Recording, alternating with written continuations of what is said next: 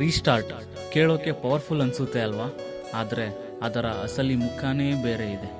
ಯಾವಾಗ ನಾವು ಏನಾದರೂ ಮತ್ತೆ ಶುರು ಮಾಡ್ತೀವೋ ಆವಾಗ ನಮ್ಮೊಳಗೆ ಕಾನ್ಫಿಡೆನ್ಸ್ ಇರಲ್ಲ, ಮುಂದೆ ಏನಾಗುತ್ತೆ ಅನ್ನೋ ಕ್ಲಾರಿಟಿ ಕೂಡ ಇರಲ್ಲ. ನೆನಪಿರಲಿ, ರೀಸ್ಟಾರ್ಟ್ ಅಂದರೆ ಅದು ಅನೌನ್ಸ್ಮೆಂಟ್ ಅಲ್ಲ, ಅದು ಸೋಷಿಯಲ್ ಮೀಡಿಯಾ ಪೋಸ್ಟ್ ಕೂಡ ಅಲ್ಲ. ರೀಸ್ಟಾರ್ಟ್ ಅಂದರೆ ಭಯ ಇದ್ದರೂ ಕೆಲಸ ಮಾಡೋದು, ಸೋಲು ಸಾಧ್ಯ ಅನ್ನೋ ಭಾವನೆ ಇದ್ದರೂ ಆ ದಿನವನ್ನು ಗೆಲ್ಲೋದು, ಯಾರೂ ಗಮನಿಸದ ಸಮಯದಲ್ಲಿ ಒಂಟಿಯಾಗಿ ಒಂದೊಂದೇ ಹೆಜ್ಜೆ ಮುಂದೆ ಇಡೋದು. ಈ ಹಂತದಲ್ಲಿ ತಕ್ಷಣ ಚಪ್ಪಾಳೆ ಸಿಗಲ್ಲ ಅನ್ನೋದು ನಿಜ, ಆದರೆ ನಿಧಾನವಾಗಿ ನಮ್ಮ ಯೋಚನೆಗಳು ಬದಲಾಗುತ್ತವೆ, ನಮ್ಮ ಹಳೆಯ ಅಭ್ಯಾಸಗಳು ದೂರವಾಗುತ್ತವೆ, ಮತ್ತು ಎಲ್ಲಕ್ಕಿಂತ ಹೆಚ್ಚಾಗಿ ಕಳೆದು ಹೋಗಿದ್ದ ನಮ್ಮ ಮೇಲಿನ ನಂಬಿಕೆ ಮತ್ತು ಸೆಲ್ಫ್ ರೆಸ್ಪೆಕ್ಟ್ ಮರಳಿ ಬರುತ್ತೆ.